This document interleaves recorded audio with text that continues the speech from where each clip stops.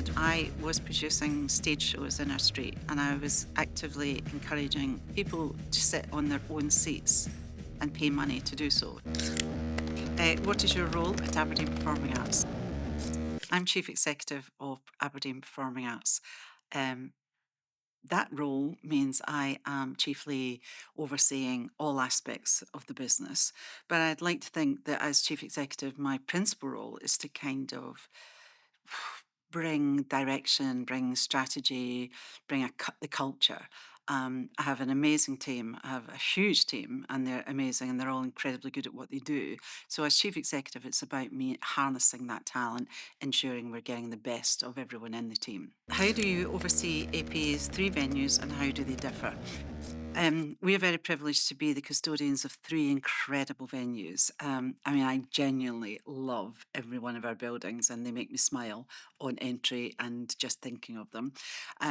They're very different, and that's the beauty of them, is they provide us with platforms and stages that can really accommodate the widest possible range of genres and types of work, everything from those emerging artists right through to established big acts that are internationally renowned. So the 3 venues, they differ so much, so differently. But for Music Hall, for example, we've had incredible people on those stages. Even when you go back in history, we even had Charles Dickens on that stage. So that's setting quite a high bar. But thankfully, down to the chamber as much as anyone, we have some great speakers on that stage with the presentations that they bring to our stages through the masterclass series, which has been brilliant. Then we have everything from stand-up comedy to the professional orchestras, right down to our youth orchestras and our festival work, which allows people who wouldn't normally get on that stage to be up there and participate. And then His Majesty's is very, very traditional. It's everything from ballet, opera, theatre. But we have been introducing some more challenging work around physical performance, international dance. So we really do want our audiences to take up on things that maybe they wouldn't normally. And then, of course, there's the lemon tree. And everyone you speak of with the lemon tree, they think fondly of it because it's generally that first entry point to the arts, whether it's seeing a band or a stand-up comic or being in a youth club, a youth group, and coming along and performing there. So they're very different, but it allows us to really maximise platforms and stages for every element of the arts in Aberdeen. What is the most rewarding part of your job? I would say the most rewarding part of my job is the people. Now, that's whether it's the staff, whether it's the stakeholders that I get to deal with across the city, whether it's our audiences, our performers. The arts really is about inclusivity. It's about everybody coming together in community, and becoming part of something. So yeah, the most rewarding part is the job. I think if I was to use an anecdotal kind of example, it would be perhaps the first time I came to Snappy Operas at the Music Hall, which is part of our Like the Blue festival, and it's children from schools across Aberdeen who commission and worked together to pull together a brand new opera. And when you see a 7-year-old running around stage with his mum's tights on his head and tennis balls in there to make it look as though he's some kind of monster, the sheer joy of watching experiences like that and watching the parents in the audience see their kids perform, and it's just wondrous, it's joyful. How would you like the art scene in Aberdeen to look in 5 years' time? Oh, I have a lot of ideas on this, but I think the thing that I'm most ambitious about or most determined to achieve in the next 5 years is that Aberdeen becomes a place of making, not just a place of saying. Um, we have a lot of artists visit us from across the country and across the world, and we have a small amount of making being done here in Aberdeen. I really want to see that grow. I want to see that develop.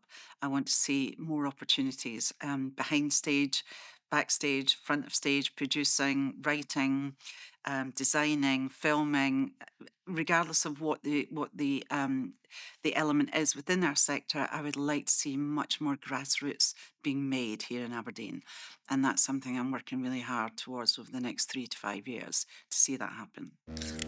What can the region look forward to seeing? Well, if you want to come to the big stages, we've got Book of Mormon coming back. We've got Miss Saigon. We have Mamma Mia. We have some great big West End hits. So anybody who loves a big West End musical, they're coming to Aberdeen and they're coming in the next year. So lots of great things to see there. We also have our comedy festival coming up in September this year, which is really exciting. So we've kind of revamped and kind of refreshed the comedy festival. So that's going to be across all our venues, plus other venues in the city. So watch this space for more information to come on that. Our international season was the inaugural season last year. That was incredibly special and important for us to see new work coming from overseas. And that's been part of a very determined kind of objective to ensure that artists coming to the UK get an opportunity for more sustainable touring and come and see audiences that they may not reach in other ways. So that's exciting. So yeah, lots coming up. Check out aberdeenperformingarts.com. What does your typical Monday look like? A Monday is, I would say a Monday is a pretty clear day on meetings, which is unusual because most days I have at least two internal meetings within departments across the company. But my Monday can be much more relaxed and much more of a planning day, a bit more strategic, coming back, seeing how the weekend has fared across all the venues and just looking at the week ahead. So I would say Monday's very much a planning day. Our venues are predominantly dark, so we don't open all the venues on a Monday. And that's standard across arts and sectors. If you go to the West End, you'll generally struggle to see a show on a Monday. So because of that, it means that our buildings are quieter, so it's a little bit more of a strategic planning day on a Monday. What does great leadership look like? I always think great leadership looks like by example and fair. You know, I would say I'm pretty much a firm boss, but I'm also a very equitable and fair, and I believe that everyone has a voice and I want everyone's voice to be heard. So I think great leadership is a lot to do with listening and a lot to do by leading by example. You know, I hope my conduct and my behaviour and the way I treat people is one that's admirable and to be copied by the people that are coming behind me. So yeah, I would say good leadership is fair, just, equitable, friendly, but you know, don't mistake my softness for daftness.